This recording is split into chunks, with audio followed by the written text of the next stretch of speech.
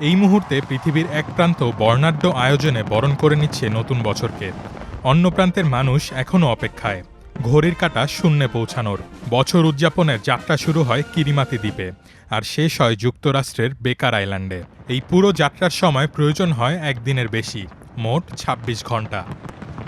এই যাত্রায় প্রথমেই নতুন বছর উদযাপন করা কিরিবাতির কিরিতিমাতি দ্বীপটির পরিচিতি ক্রিসমাস আইল্যান্ডও।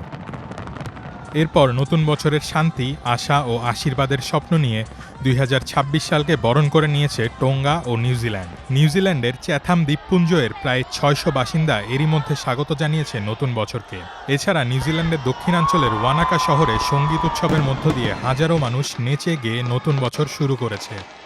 এছাড়াও নতুন বছরকে বিশ্বের অনেক দেশের আগেই স্বাগত জানাচ্ছে অস্ট্রেলিয়া। দেশটির সিডনিতে প্রতি বছরই মহাসমারোহে বিশাল আতশবাজির মধ্য দিয়ে পালন করা হয় ইংরেজি বর্ষবরণ উৎসব।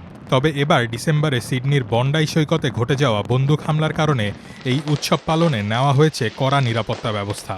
ভারী অস্ত্রশস্ত্রে সজ্জিত হাজারো পুলিশ সেখানে পাহারায় রয়েছে। নতুন বছর উদযাপনের রাতে ২৫০০ পুলিশ পাহারা দিচ্ছে সিডনিতে। বন্দুক হামলায় নিহতদের স্মরণে এবার উৎসব উদযাপনের আগে দিয়ে সেখানে নীরবতা পালনেরও কর্মসূচি রয়েছে। উৎসব উদযাপনে এরই মধ্যে মানুষ জড়ো হয়েছে। এভাবেই একের পর এক দেশ বরণ করে নেবে নতুন বছরকে। এই যাত্রার শেষ হবে যুক্তরাষ্ট্রের বেকার আইল্যান্ডে।